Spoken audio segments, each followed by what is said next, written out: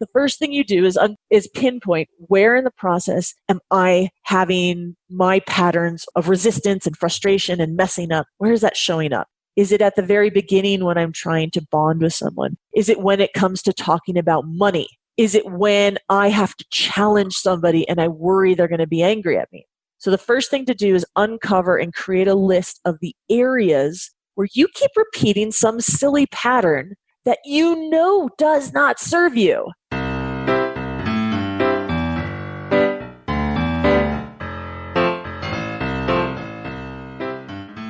This episode is brought to you in part by Sales Success Summit. If you're a sales rep and you're looking for ways to improve your skills, you want to learn from the top 1% of sellers, you need to attend Sales Success Summit. The event is held this year, October 14th through 15th in Austin, Texas. To find more information, visit the show notes or go to top1summit.com. Again, top1summit.com. This episode is also brought to you in part by TSE Certified Sales Training Program. Learn how to find more ideal customers, build stronger value, close more deals. There are 12 modules available in the program. The first 2 modules are absolutely free. Test them out for yourself. Go to thesalesevangelist.com/free course.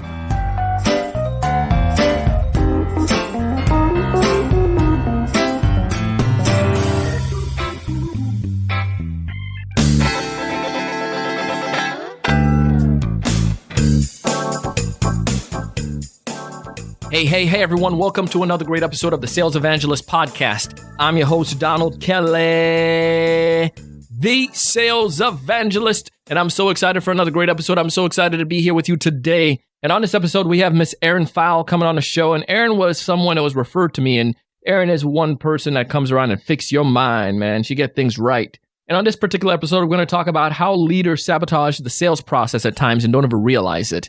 Now, I want to brag about Erin for a second, because most people think that it takes a ton of effort and time to remove mental roadblocks and to alleviate self-sabotage that our own mind create that hold us back. But Erin Pheil is the founder of the Mind Fix Group, and she has a proven track record of getting lightning fast results for her clients that are permanent. Her work and her words have been mentioned in a plethora of different publications. Her featured program has a success rate of over 90%.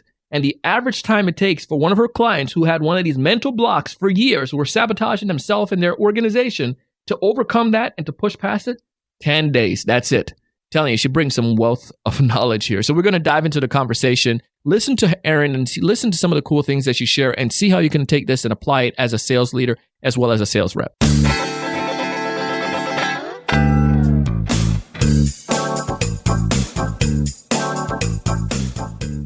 Welcome to the show, Erin.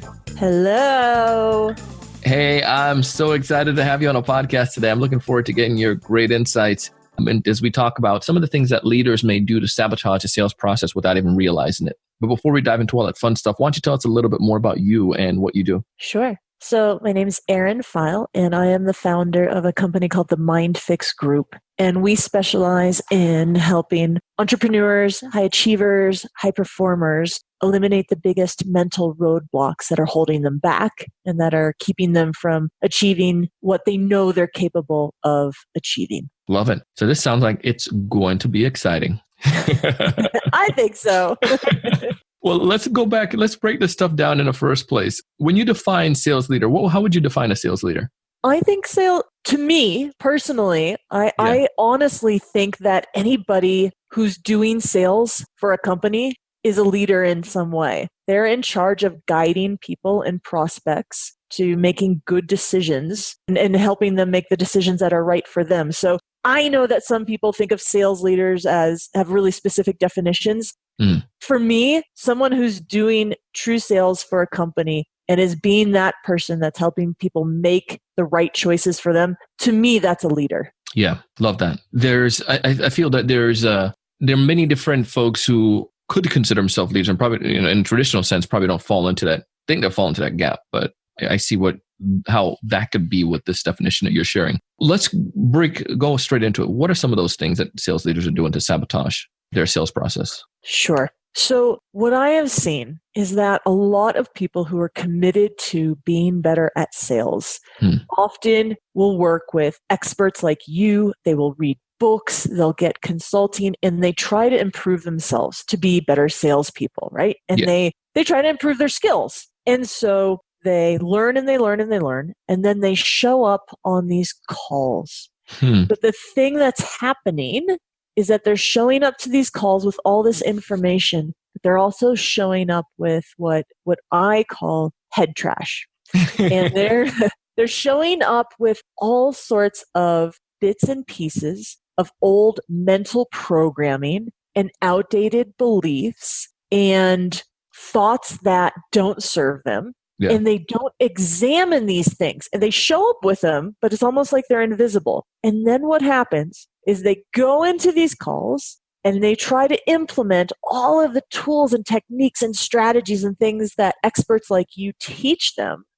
And then things don't go so well, but then they get stuck and they think it's the process, or they think it's the technique, or they think the person who they hired to consult them is wrong and isn't good, when actually the head trash that they have not looked at or examined or thought about is actually what's sabotaging the process. So in summary, one of the main ways that people sabotage the sales process without realizing it is by blaming the process and blaming the techniques and the tactics instead of examining how they're adding to the equation and kind of screwing things up along the way.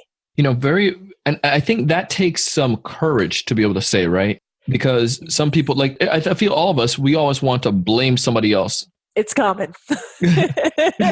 I'm sitting here nodding. I'm like, yes, that's common. And you're right. It's funny. We think about courage, and when people are courageous and they push through incredible, misfortune or disease, or they're in battle. But honestly, it does take courage to stop, pause, and hold up a mirror to yourself and ask how you're contributing to the challenges that you're experiencing. It's so much easier to project outwards and place blame. It takes all that pressure off of you.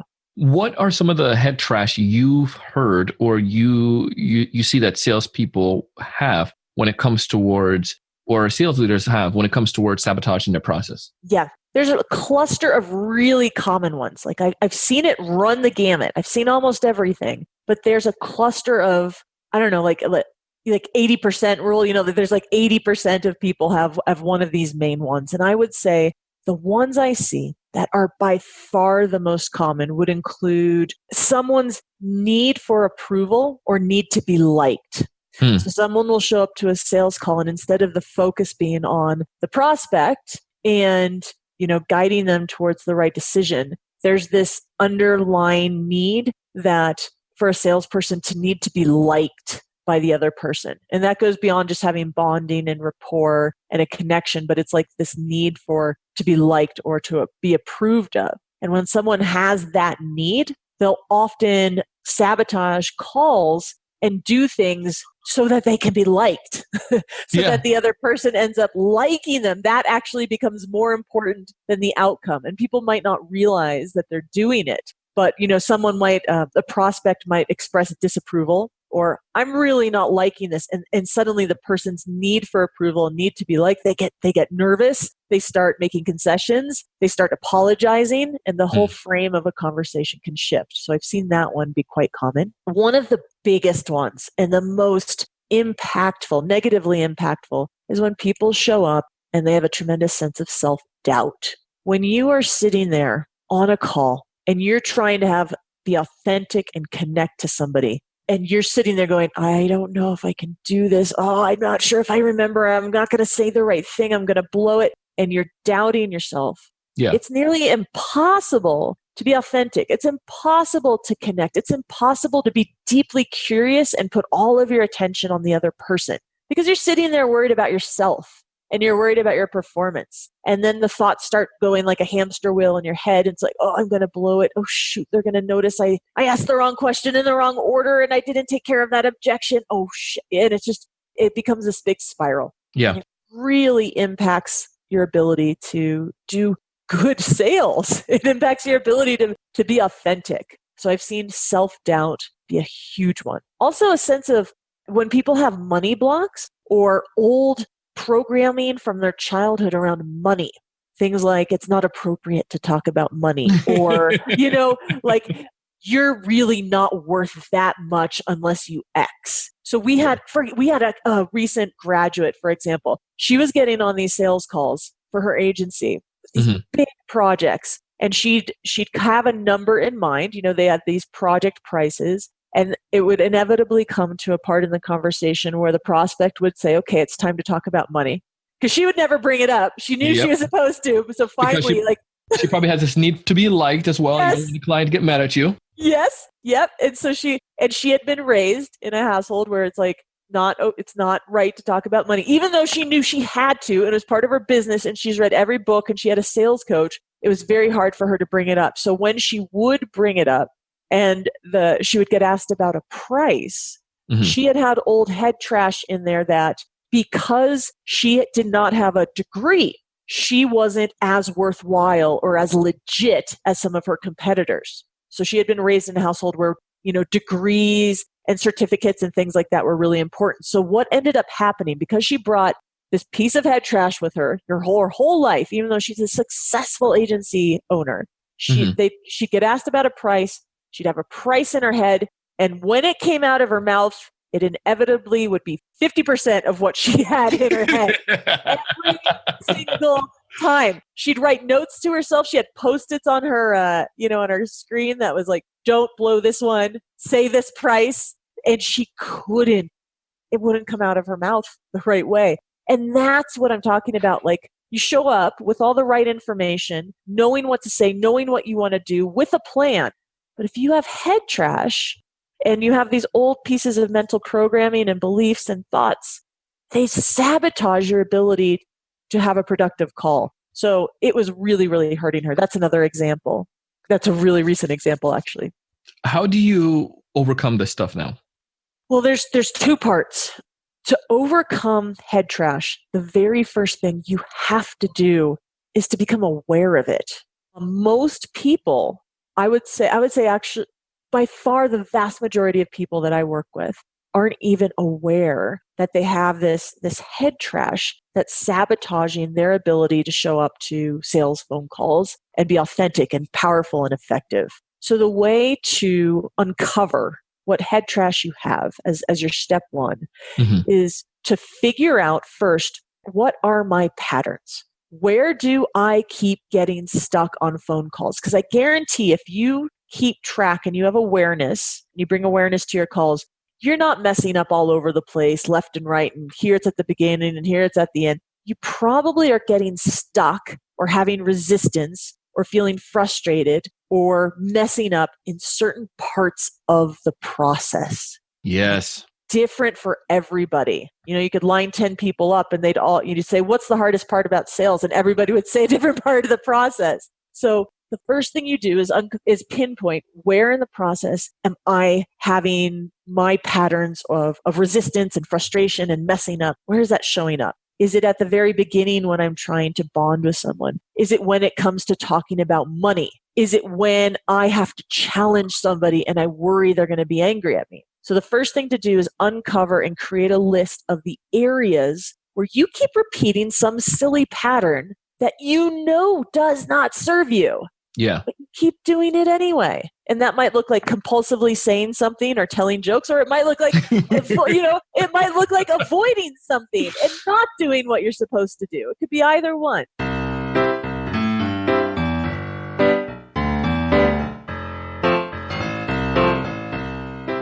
Hey, we're going to take a quick break, but when we get back, Erin and I are going to continue the conversation and share with you some of the things that you're doing as a sales leader that may be sabotaging your sales process. You're listening to the Sales Evangelist podcast, and I'm your host, Donald Kelly, the Sales Evangelist.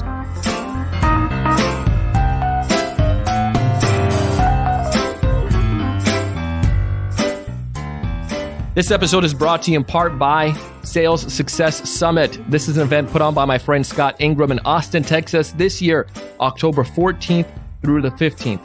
Scott has a podcast where he interviews some of the most successful sales reps in the entire country. These sales reps are the top 1%ers, and it's cool to figure out and to hear from them what makes them in this top echelon of sales reps. The conference is really unique too. You get a chance to interact and network and learn. One of the attendees last year, name is James Chrisman. Now here's what James did. He built a network at the event. He worked for a small company in Chicago and then turned around, landing a job at Teradata in San Diego just because of going to the event. Fast forward to today, just finished up his first full year, and guess what? He closed his first multi-six-figure commission deal. You can't make this stuff up. I highly recommend you check out the event. Find all the details in the show notes or go to top1summit.com. Again, top1summit.com. This episode is also brought to you in part by TSE Certified Sales Training Program. When I was a young sales rep and I had a difficult time closing the deal, a horrible time interacting with strong, confident buyers or just didn't know what questions to ask, I went through a training program and then I learned all the fundamentals and it was like magic. All of a sudden, the planets aligned and my performance went out the roof. I started to close some pretty decent sized deal, making some good money. And this is why I created TSE Certified Sales Training Program. I know that there are sellers out there, sales reps who are struggling at times, don't know what to do. Management probably don't have time to train them. Take part in TSE Certified Sales Training Program. We have the first 2 modules open for free. You can check it out. If you like it, you can get the other 10 modules, and we would love to have you join us for our group discussions each week. Find all the details by going back to the show notes or simply going to thesalesevangelist.com/free course. Again, thesalesevangelist.com/free course.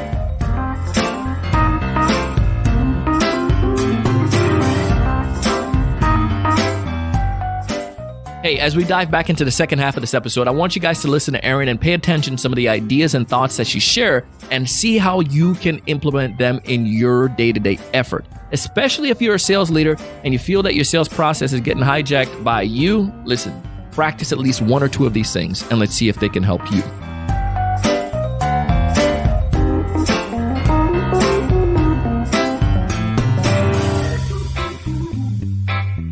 And I think when you say the avoiding one too, because if you avoid talking about the money because you're afraid of talking about it, what will happen in my mind as the buyer, I'm going to say there's something you're hiding or there's some kind of trick that you have or something isn't right. And then you're, like you said, you just sabotage your opportunity there. I was at lunch the other day I was at this conference, this event. This lady, she had some services that I could benefit from. I genuinely had some interest in the service. But then you want to know what she did, Erin? She talked and talked and talked her way out of interest. By the time the lunch was done, because it was at this conference, I was like, I would never do business with her. I threw a business card away this morning. And I actually deleted her email when she sent the follow-up email because I'm like, if you were like the way what she kept doing and she revealed and shared, I was like, I wouldn't want to work with her. And I quickly realized that she wasn't qualified to what I really wanted. So she talked her way out of it. She could have at least have an intro opportunity and do some deeper analysis and, maybe guide me, but she threw it away because she talked herself out of it. So her problem is at the beginning of that process. And it sounds like throughout, it sounds like she's one of the people that her pattern is she can't stop talking. Yeah. And somebody can't listen. Somebody's like, Donald, why don't you should have just called her and set up a time to work with her. But I can tell you, I wouldn't want to work with somebody like that. I wouldn't want to help her. I know if I try to help her, I know what's going to happen in the long run. She needs a lot more than sales training and coaching. Yeah. Yep. So that's a perfect example of a different pattern. Some people can't stop talking. They're not able to, they don't listen because they have head trash that I must explain everything in order for someone to buy from me. Or they get nervous and they think that they have to show and prove their expertise in order to be respected, for example. Yeah. Yeah, that's a perfect example. Absolutely perfect example. So, you had asked me, how does somebody get rid of it? Yeah. And I mentioned the first step is make your list of the patterns that you're going through. Are you talking too much? Are you avoiding talking about money? Are you making jokes at inappropriate times? Are you forgetting to follow up? Whatever it is. Yeah. Then for each pattern that you're experiencing, this is the $1 million question that you need to ask yourself. What would I have to believe to be true in order to keep acting this way?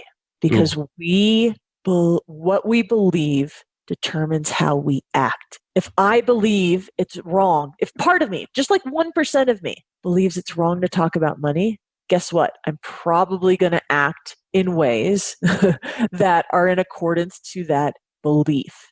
It's a lot of the beliefs that are just like in the back of our head. Most of us doesn't believe them to be true, but just a little part of us, like a little part left over from childhood or growing up, still believes it. So what would I have to believe to be true to keep talking and not shut the hell up during, what would I have to believe to be true to not be curious about people and ask the questions that I need to ask?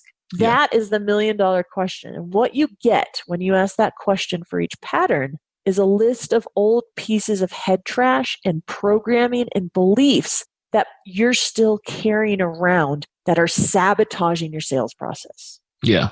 Does that make sense? Oh, it makes total sense. A to the man on that. I'm loving it.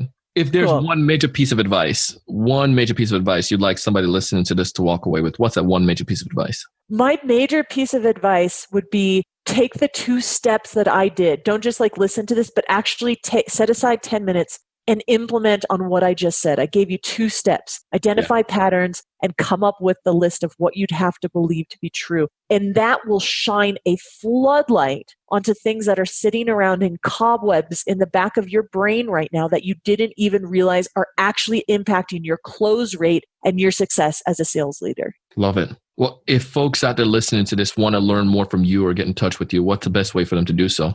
By far the easiest way is they can visit my website, which is mindfixgroup.com. I've got a free 1-hour video training on there that breaks all of this down, that explains how you can understand how your head trash is impacting your actions and behaviors and causing you to sabotage things when you didn't realize it. And there's tons of case studies and stories about real people who have overcome their biggest challenges, which are quite inspiring. So that's mindfixgroup.com. Mindfixgroup.com. Mm-hmm. Well, here's what we're going to do. We're going to put that all back in a show notes so folks can get access to it and so they can actually come back and connect with you and learn about all the great things that you're doing, because I feel that you exemplified what we are talking about here today and give us some great practical stuff. We just have to take it and apply it. So thank you so much for doing that.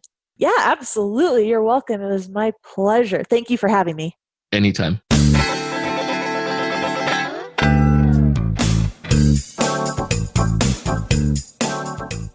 Didn't I tell you Erin brought some insights? Man, she knows what she's talking about, and she has a wealth of knowledge. We only scratched the surface here today, and I'm sorry I didn't get a chance to go any deeper and go further, but I want you to go back and connect with her. We have links back in the show notes to salesevangelist.com/the-word episode number 1163. Again, to salesevangelist.com/the-word episode number 1163. If you're listening on Apple Podcasts, it's pretty easy. Just swipe up on the cover art, and you'll see all of our show notes. You can also see some of the links back to things that we mentioned in the episode, as well as our programs. I want you guys to check out TSE Certified Sales Training Program, as well as Scott Ingram's event, Sales Success Summit. You can find all the links again back in the show notes. That event is taking place later this year, October 14th through the 15th. Would love to have you check that out and to attend. It's going to help you tremendously. But as always, man, I do this stuff because I want to help you. I want you to be able to find more ideal customers or bring folks on like Erin, people who can bring tremendous value to the table, because that information, if you can apply it, it's going to generate some kind of result. And I want you guys to have more meaningful conversation. If there's a piece that we share and you can apply it and you can have more meaningful conversation with your teammates or with your prospects, hey, we fulfilled our job. We want you to close more deals, making money. That's why we're here too as sales reps. But most importantly, I want to challenge you each and every single day to challenge yourself and go out and do big things. Stay tuned for a scene from our next episode. Recently, somebody asked a question on Reddit Sales. It was about LinkedIn content. The question says, does posting LinkedIn content help or hurt your pipeline? I'm considering posting LinkedIn content regularly about sales, my industry, and motivation. A bit hesitant because I'm concerned it may come off as too salesy to prospect, especially if I create posts about hitting your numbers, persevering through rejection, prospecting fearlessly, etc., etc.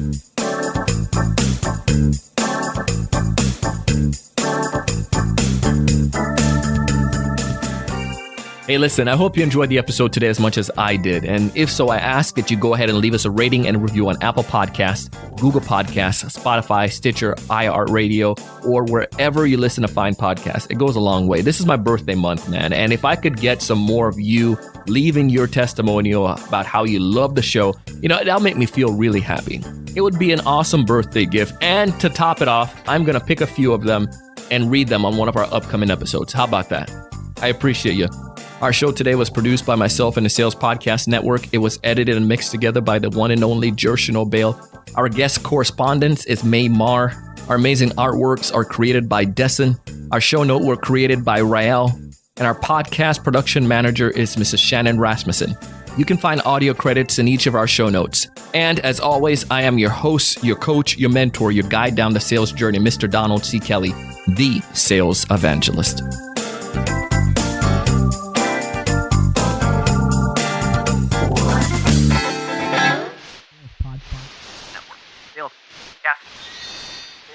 Sales Podcast Network.